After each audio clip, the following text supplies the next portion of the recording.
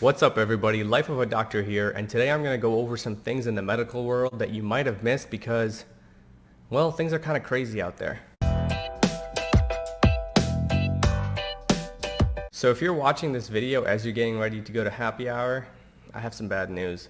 Last month a large study was done and it showed that there's actually no safe level of alcohol for the brain.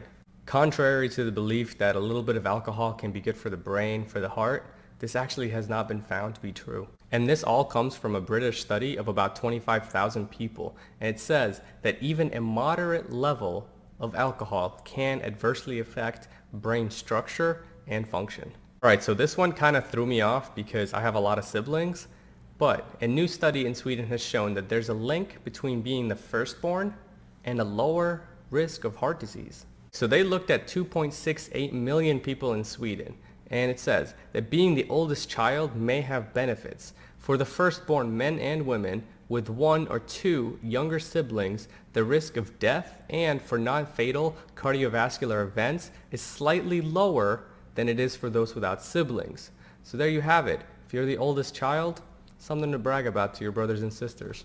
In other big news, carcinogens have been detected in sunscreen products. There's this online pharmacy that tests all the products that they sell. And here's what they announced this week. They petitioned the FDA to recall 40 batches of sunscreens and after sun products that they tested for high levels of the chemical benzene, which is a known carcinogen. The company tested 294 batches from 69 different companies and found benzene in 27% of them. And some of these companies were big brand companies like Neutrogena and Banana Boat. Moving on to good news, we finally may have personalized treatment for depression thanks to artificial intelligence. These researchers took 300 patients who had major depressive disorder who were on sertraline, which is an antidepressant.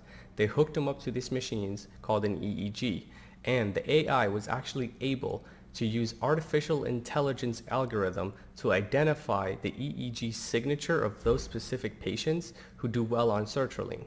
And based on those patterns that the AI was able to see, they were actually able to tailor specific treatments for that patient. So 48 babies who were born without an immune system were given one with the help of the AIDS virus. These kids were born with something called severe combined immunodeficiency disease. And basically what that means is that their bone marrow just can't build an immune system. So this AIDS virus was used as sort of a way to fix that through gene therapy. Now last but certainly not least, there has been shown that there's a higher incidence of leukemia in those who are 9/11 responders. Not only that, but there was also a separate study that was done that showed that those who were first responders also had a higher rate of bone marrow production. And the study then goes on to suggest that this was likely due to the large dust clouds that were formed when the World Trade Center towers collapsed. Alright guys, that's all I have for you this week. Thank you for watching. If you really enjoyed the series, let me know in the comments and maybe I'll start doing these more regularly. Life of a Doctor out.